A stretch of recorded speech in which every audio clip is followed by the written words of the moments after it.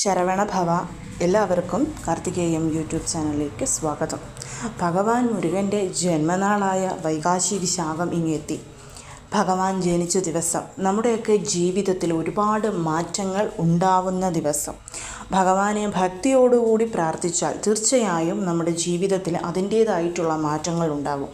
കഴിഞ്ഞ വർഷം എൻ്റെ ചാനലിലെ വീഡിയോ കണ്ട് അതുപോലെ ചെയ്തിട്ടുള്ളവർക്കറിയാൻ പറ്റും അവരുടെ ജീവിതത്തിൽ എത്രമാത്രം മാറ്റങ്ങൾ ഉണ്ടായിട്ടുണ്ടെന്നുള്ളത്. അപ്പോൾ ഇന്നത്തെ വീഡിയോയിൽ ഞാൻ പറയുന്നത് വൈകാശി വിശാഖ ദിവസം നമ്മൾ ചെയ്യേണ്ടുന്ന കാര്യങ്ങളെക്കുറിച്ചാണ്.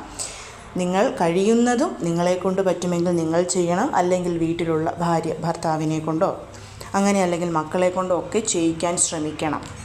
ഓൾറെഡി 6 ദിവസത്തെ വൈകാശി വിശാഖ പ്രാർത്ഥന ദീപം കൊളുത്തുന്നതിനെക്കുറിച്ച് ഞാൻ വീഡിയോ ഇട്ടിട്ടുണ്ടായിരുന്നു. അപ്പോൾ അത് ഒരുപാട് പേര് ചെയ്തു പോരുന്നുണ്ടായിരിക്കും. അങ്ങനെയുള്ളവർക്കും വൈകാശി വിശാഖത്തിൻ്റെ അന്ന് ഞാൻ ഈ പറയുന്ന കാര്യം ചെയ്യാവുന്നതാണ് എന്നതല്ല, ചെയ്യുക തന്നെ വേണം. അതായത് ഈ പ്രാവശ്യത്തെ വൈകാശി വിശാഖം നമുക്ക് വെള്ളി ശനി ദിവസങ്ങളിലായിട്ടാണ് വരുന്നത്. നിങ്ങൾ ശ്രദ്ധിച്ചിട്ടുണ്ടാവും, വെള്ളിയാഴ്ച അതായത് മെയ് മാസം 29-ാം തീയതി വെള്ളിയാഴ്ച രാവിലെ 10:39 കൂടിയിട്ടാണ് വിശാഖ നക്ഷത്രത്തിൻ്റെ ആരംഭം. അവസാനിക്കുന്നതാണെങ്കിൽ മെയ് 30 ശനിയാഴ്ച ഉച്ചകഴിഞ്ഞ് 1:20 കൂടിയിട്ട്. അതായത് പൗർണമിയും വിശാഖവും ഒന്നിച്ചു വന്നിട്ടുള്ള ആ ഒരു സമയം. നമുക്ക് ഈ പ്രാവശ്യം ഈ 2 ദിവസവും പ്രാർത്ഥിക്കേണ്ടത് അനിവാര്യമായിട്ടുള്ള കാര്യമാണ്.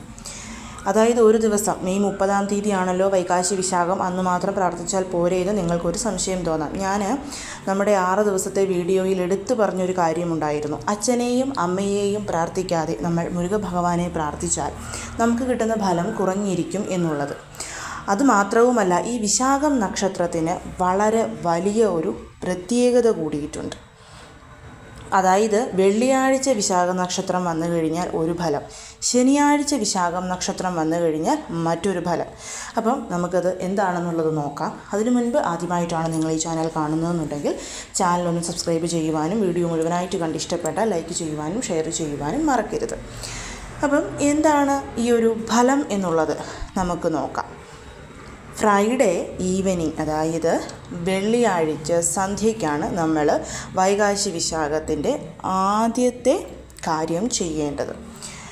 ഈ വെള്ളിയാഴ്ച എന്ന് പറയുന്നത് ഭഗവാൻ മുരുകനുമായിട്ട് വളരെയധികം റിലേറ്റഡ് ആണ് എന്നുള്ളത് ഷഡ്കോണ ദീപം കൊളുത്തി അതിൽ മഞ്ഞൾ നിറച്ച് ഭഗവാനെ നമ്മൾ പ്രതിഷ്ഠ ചെയ്ത് പൂജിക്കുന്നതിനെക്കുറിച്ച് ഞാൻ പറഞ്ഞിരുന്നു. ഒരുപാട് പേർക്ക് ഭഗവാന്റെ സാന്നിധ്യം കിട്ടിയിട്ടുള്ളതാണ് ആ ഒരു കാര്യം എന്ന് പറയുന്നത്. തിരുപ്പുകൾ ചൊല്ലി ശരവണഭവകോലം ചൊല്ലി. അപ്പം ഈ വെള്ളിയാഴ്ചയും വിശാഖം നക്ഷത്രവും ഒന്നു ചേർന്ന് വന്നിരിക്കുന്ന ദിവസം നമ്മൾ നമ്മുടെ കുടുംബജീവിതത്തിൻ്റെ ഐശ്വര്യത്തിനും സന്തോഷത്തിനും സമാധാനത്തിനും ഒക്കെ വേണ്ടിയിട്ട് പാർവതീ പരമേശ്വരന്മാരോടാണ് പ്രാർത്ഥിക്കേണ്ടത്. അത് കഴിഞ്ഞ് പിറ്റേ ദിവസം ശനിയാഴ്ചയാണ് നമ്മുടെ ഉയർച്ചയ്ക്ക് വേണ്ടിയിട്ട് മുരുക ഭഗവാനോട് പ്രാർത്ഥിക്കേണ്ടത്. അതായത് വിശാഖം എന്ന് പറയുന്നത് ഗുരുഭഗവാന്റെ നക്ഷത്രമാണ്. ചൊവ്വായുടെ വീട്ടിൽ ശുക്രൻ്റെ വീടിനെയും യോജിപ്പിക്കുന്ന നക്ഷത്രം. ചൊവ്വായുടെ വീടെന്ന് പറയുന്നത് എന്താണ്? വൃശ്ചികം. ശുക്രൻ്റെ വീടെന്ന് പറയുന്നത് തുലാം. അപ്പം ഈ 2 വീടിനെയും കൂടി യോജിപ്പിക്കുന്ന നക്ഷത്രം. അതായത് നമ്മുടെ 7-8 ഭാവങ്ങളിൽ ഈ ഒരു കാര്യം വന്നു കഴിഞ്ഞാൽ നമ്മുടെ നെക്സ്റ്റ് ജനറേഷനെയാണ് ഈ ഒരു ദോഷങ്ങൾ ബാധിക്കുക എന്നാണ് പറയുന്നത്. അതായത് നമ്മുടെ 7-8 ഭാവങ്ങൾ എന്ന് പറയുന്നത് ആ ഭാവങ്ങൾ നമ്മുടെ അടുത്ത തലമുറ, നമ്മുടെ മുന്നോട്ടുള്ള ഉയർച്ച, ഇവയൊക്കെയാണ് ശരിക്ക് പറഞ്ഞു കഴിഞ്ഞാൽ സൂചിപ്പിക്കുന്നത്. അപ്പം ഈ 7-8 എന്ന് പറയുന്നത് വൃശ്ചികം അതേപോലെ തന്നെ തുലാം രാശികൾ കൂടിയിട്ടാണ്. അതുമാത്രവുമല്ല, നമ്മുടെ കല്യാണം, മനസ്സ്, ഈ വകയുള്ള പ്രശ്നങ്ങളൊക്കെ ഇല്ലാതാവാൻ വേണ്ടി വെള്ളിയാഴ്ചയും വിശാഖവും വരുന്ന ദിവസം നമ്മൾ ഭഗവാനെ അല്ലെങ്കിൽ ശ്രീ പാർവതിമാരെ പ്രാർത്ഥിക്കുന്നത് നല്ലതാണ്. അവിടെ സംഭവിക്കുന്നത് ഗുരു ശുക്ര ചേർച്ചയാണ്. പ്രത്യേകിച്ച് അന്നത്തെ ദിവസം പുരുഷന്മാർ, ആൺകുട്ടികളൊക്കെ അവരുടെ വിവാഹ ജീവിതത്തിന് വേണ്ടിയിട്ടും നല്ല ഭാര്യയെ കിട്ടാൻ വേണ്ടിയിട്ടുമൊക്കെ വ്രതമെടുത്ത് പ്രാർത്ഥിക്കുന്നത് വളരെ പെട്ടെന്ന് ഫലം തരുന്ന ഒന്നാണെന്നാണ് പറയുന്നത്. അപ്പം നമ്മൾ ആദ്യം തന്നെ വെള്ളിയാഴ്ച ദിവസം ഈ 2 ദിവസങ്ങളിലും വ്രതമെടുത്ത് നമുക്ക് പ്രാർത്ഥിക്കാം. അങ്ങനെയല്ല, നിങ്ങൾക്ക് ഏറ്റവും കൂടുതൽ അഫക്റ്റായിട്ടിരിക്കുന്ന പ്രശ്നം വിവാഹ ജീവിതത്തിലെ പ്രശ്നമാണെന്നുണ്ടെങ്കിൽ നിങ്ങൾക്ക് വെള്ളിയാഴ്ച വ്രതമെടുത്ത് പ്രാർത്ഥിക്കാം. അങ്ങനെയല്ലെന്നുണ്ടെങ്കിൽ ശനിയാഴ്ച. ഇപ്പോൾ തൊഴിൽപരമായിട്ട് ഉയർച്ച വേണം, ജീവിതത്തിൽ ഒരു നെക്സ്റ്റ് ലെവലിലോട്ട് പോകണമെന്നൊക്കെ ആഗ്രഹിക്കുന്നവർ ശനിയാഴ്ച വ്രതമെടുത്ത് മുരുകഭഗവാനെ പ്രാർത്ഥിക്കണം. നമ്മൾ ചെയ്യേണ്ടത് വെള്ളിയാഴ്ച വൈകിട്ട് നമ്മുടെ വീടിനടുത്തുള്ള ഉമാമഹേശ്വര ക്ഷേത്രം, അതായത് ശിവപാർവതി സമേതമായിട്ടുള്ള ക്ഷേത്ര ദർശനം നടത്തുക എന്നുള്ളതാണ്.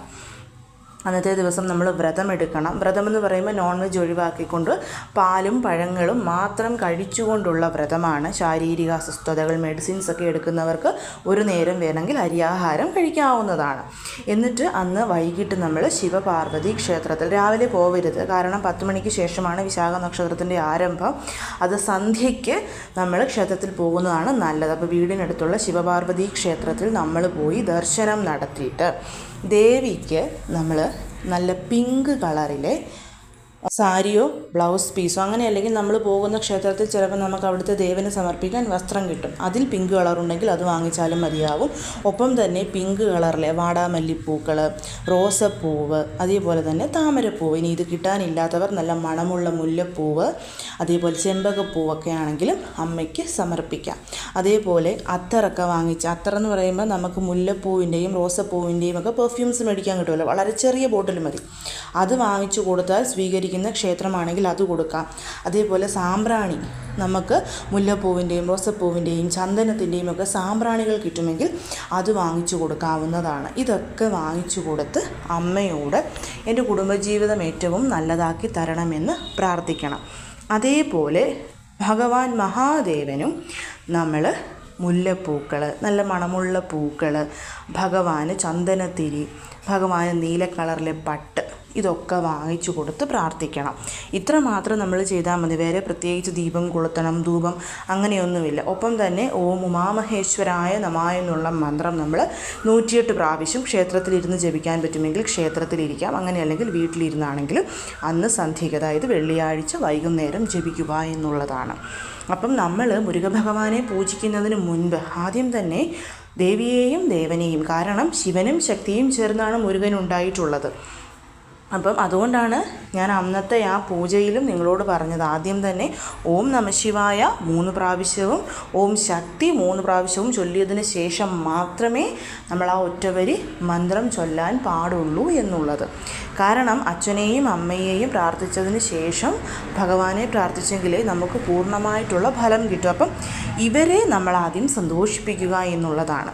അച്ഛനും അമ്മയും സന്തോഷിച്ച് കഴിഞ്ഞാൽ ഓട്ടോമാറ്റിക്കലി മക്കളുടെ മനസ്സും നിറയും.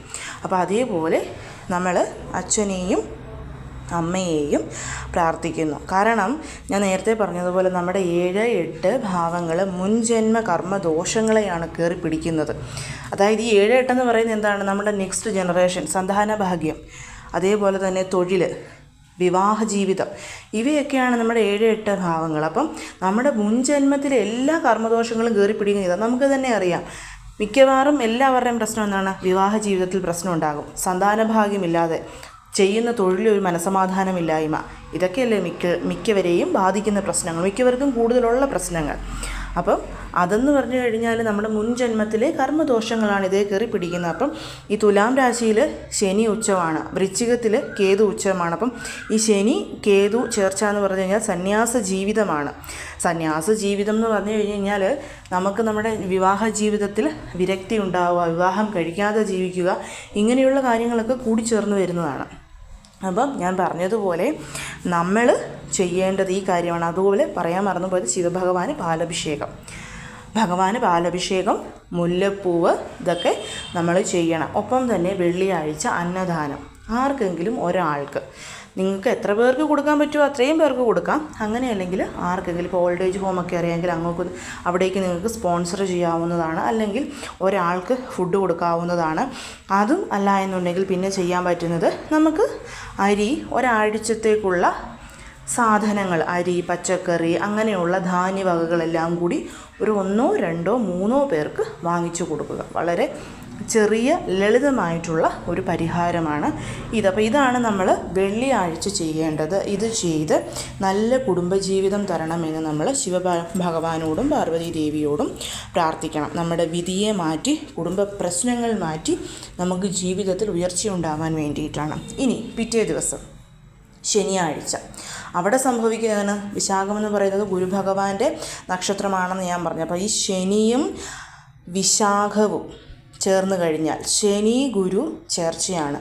അവിടെ എന്താണ് സംഭവിക്കുന്നത്? ധർമ്മ കർമ്മ അധിപതി യോഗമാണ് ഉണ്ടാകുന്നത്. അതായത് തൊഴിലിൽ നമ്മളങ്ങ് മുന്നേറിപ്പോകും, നമ്മളെ പിന്നെ പിടിച്ചാൽ കിട്ടില്ല. അപ്പം നമുക്ക് ശനിയാഴ്ച വ്രതമെടുത്ത് മുരുകഭഗവാനെ പ്രാർത്ഥിക്കുക. ഇപ്പം നിങ്ങൾക്ക് കുടുംബത്തിൽ പ്രശ്നവുമുണ്ട്, തൊഴിലിൽ പ്രശ്നവുമുണ്ടെന്നുണ്ടെങ്കിൽ ഈ 2 ദിവസവും വ്രതമെടുക്കുക. എന്നിട്ട് വെള്ളിയാഴ്ച പോയി ശിവപാർവതിമാർക്ക് ഞാൻ ഈ പറഞ്ഞ കാര്യങ്ങൾ ചെയ്യുക. ശനിയാഴ്ച മുരുകഭഗവാനും, അതായത് വ്രതമെടുക്കേണ്ടത് എല്ലാവർക്കും അറിയാമല്ലോ. സാധാരണ പോലെ നമ്മൾ വെള്ളിയാഴ്ച വ്രതമെടുത്ത് അതേ രീതിയിൽ നമ്മൾ വ്രതമെടുക്കുന്നു. ഉച്ചയ്ക്ക് 1:20 വരെയാണ് വിശാഖം നക്ഷത്രം എന്നതുകൊണ്ട് തന്നെ രാവിലെ തന്നെ മുരുകഭഗവാന്റെ ക്ഷേത്രത്തിൽ പോകുന്നതാണ് നല്ലത്.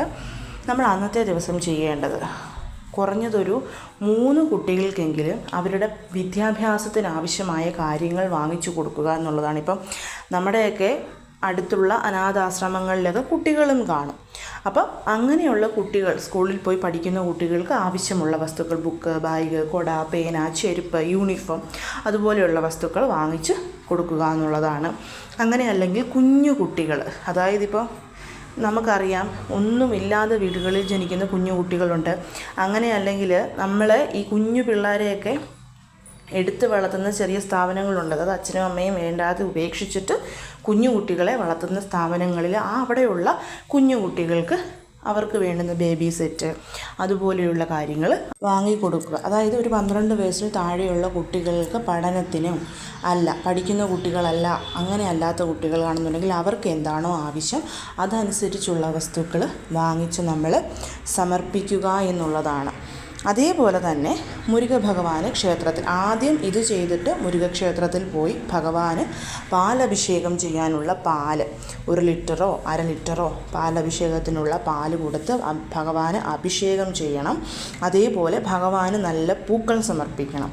നമ്മൾ ഭഗവാൻ മഹാദേവനും പാർവതീ ദേവിക്കും സമർപ്പിച്ച പോലെ തന്നെ ഭഗവാന്, അതായത് മുരുകഭഗവാന് നമ്മൾ നല്ല മണമുള്ള പൂക്കൾ, പാലഭിഷേകം കൊടുക്കുന്നത് പോലെ തന്നെ നല്ല മണമുള്ള പൂക്കളും സമർപ്പിച്ച് നന്നായി പ്രാർത്ഥിക്കുക എന്നുള്ളതാണ്.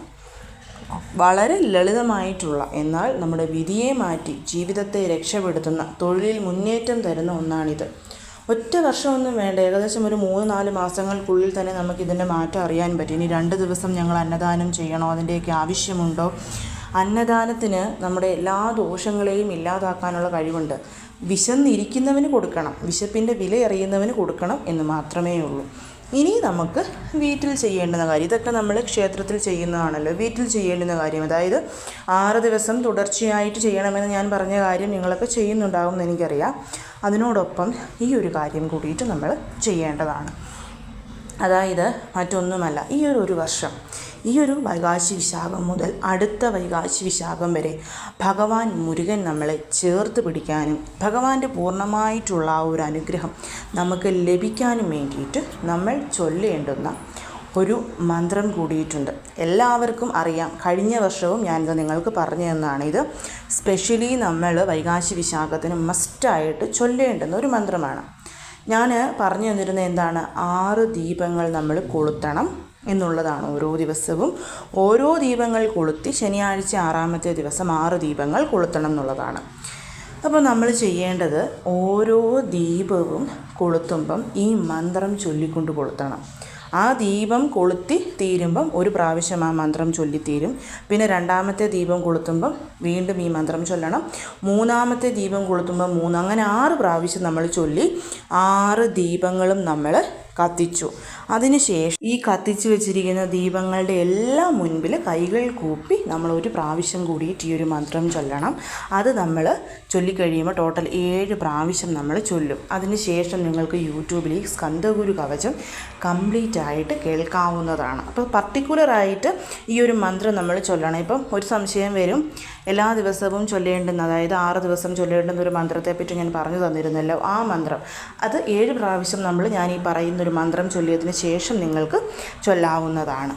അപ്പം ആ മന്ത്രം എന്താണെന്നുള്ളത് ഞാനിവിടെ എഴുതി കാണിച്ചിട്ടുണ്ട്. നമ്മളിത് ചൊല്ലുകയും വേണം. ഇനി ഇതെല്ലാ ദിവസവും നമ്മുടെ പ്രാർത്ഥനയിൽ ഉൾപ്പെടുത്തുന്നത് വളരെ വളരെ ശ്രേഷ്ഠമായിട്ടുള്ള കാര്യമാണ്. മന്ത്രം ഇതാണ്: കിഴക്കു ദിശയിലിരുന്ന് കൃപാകരൻ കാപ്പാற்றும், തെൻകിഴക്കു ദിശയിലിരുന്ന് ദീനബന്ധു കാപ്പാற்றும், തെക്കിലെന്നെ തിരുവരുളാൽ കാപ്പാற்றும், തെന്മേற்கிലുമെന്നെ തിരൻവേലാൻ കാപ്പാற்றும், മേற்கிലെന്നെ മാൽമരുക രക്ഷിപ്പായ്, വടമേற்கிലുമെന്നെ മയിലോനെ രക്ഷിപ്പായ്, വടക്കിലെന്നെ കാപ്പാற்ற വந்திടുവേൻ സദ്ഗുരുവായ്, വടകിഴക്കിൽ എനക്കാക മയിൽ മീതെ വരുവീരേ. ഇതാണ് നമ്മൾ ചൊല്ലേണ്ടുന്ന മന്ത്രം. ഇതിൻ്റെ സ്ക്രീൻഷോട്ട് എടുത്ത് വെച്ചിട്ട് നിങ്ങൾ ചൊല്ലിയാൽ മതിയാവും. അതായത് ടോട്ടൽ 7 പ്രാവശ്യം നമ്മൾ ഈ ഒരു മന്ത്രം മെയ് 30 വൈകാസി വിശാഖത്തിൻ്റെ അന്ന് ചൊല്ലണം. അതേപോലെ തന്നെ സ്കന്ദഗുരു കവചം കംപ്ലീറ്റ് ആയിട്ട് നിങ്ങൾക്ക് എത്ര പ്രാവശ്യം അന്നത്തെ ദിവസം കേൾക്കാൻ പറ്റുമോ അത്രയും പ്രാവശ്യം കേൾക്കാൻ ശ്രമിക്കണം. ഇന്ന കണക്കൊന്നുമില്ല, ഏറ്റവും കുറഞ്ഞത് ഞാൻ ഈ പറഞ്ഞ പോലെ 7 പ്രാവശ്യം അത് കംപ്ലീറ്റ് ആയിട്ട് കേൾക്കാൻ പറ്റുമെങ്കിൽ യൂട്യൂബിൽ നമുക്ക് സ്കന്ദഗുരു കവചം എന്ന് ടൈപ്പ് ചെയ്ത് കൊടുത്തു കഴിഞ്ഞാൽ വരും. അതിൽ നിങ്ങൾക്ക് താല്പര്യമുള്ള ഒരാൾ ചൊല്ലുന്നത് കേട്ടാൽ മതിയാവും. വളരെ വളരെ ഓസ്പീഷ്യസ് ആണത്. അപ്പം ഇതാണ് നമ്മൾ വീട്ടിൽ ചെയ്യേണ്ടത്. 6 ദീപങ്ങൾ കൊളുത്തണം. ഓരോ ദീപം കൊളുത്തുമ്പോഴും ഈ മന്ത്രം നമ്മൾ നോക്കി ചൊല്ലിക്കൊള്ളുക. അതായത് ഒരു ദീപം കൊളുത്തി വെച്ചിട്ട് അതിന് മുൻപിലിരുന്ന് ചൊല്ലുക, രണ്ടാമത്തെ ദീപം കൊളുത്തി വെച്ചിട്ട് അതിന് മുമ്പിലിരുന്ന് ചൊല്ലുക. അങ്ങനെ 6 ദീപങ്ങൾ കൊളുത്തി നമ്മളിത് ചൊല്ലി തീർക്കുന്നു 6 പ്രാവശ്യം. ശേഷം 6 ദീപങ്ങളുടെയും മുൻപിലിരുന്ന് ഒരു പ്രാവശ്യം കൂടി നമ്മൾ ഈ ഒരു മന്ത്രം ചൊല്ലുന്നു. അങ്ങനെ ടോട്ടൽ 7 പ്രാവശ്യം. വളരെ വളരെ ഓസ്പീഷ്യസ് ആണ്. നിങ്ങൾക്ക് പീരിയഡ്സ്, പുല, വാലായ്മ പോലുള്ള കാര്യങ്ങളാണ്, ദീപം കൊളുത്താൻ, ക്ഷേത്രത്തിൽ പോകാനൊന്നും പറ്റില്ലെങ്കിൽ തീർച്ചയായിട്ടും അന്നദാനം ചെയ്യാൻ പറ്റും.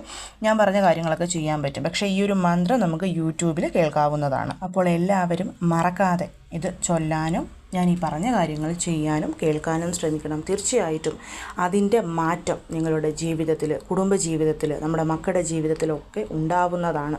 എല്ലാവരെയും മുരുകൻ അനുഗ്രഹിക്കട്ടെ. ഓം ശരവണഭവ.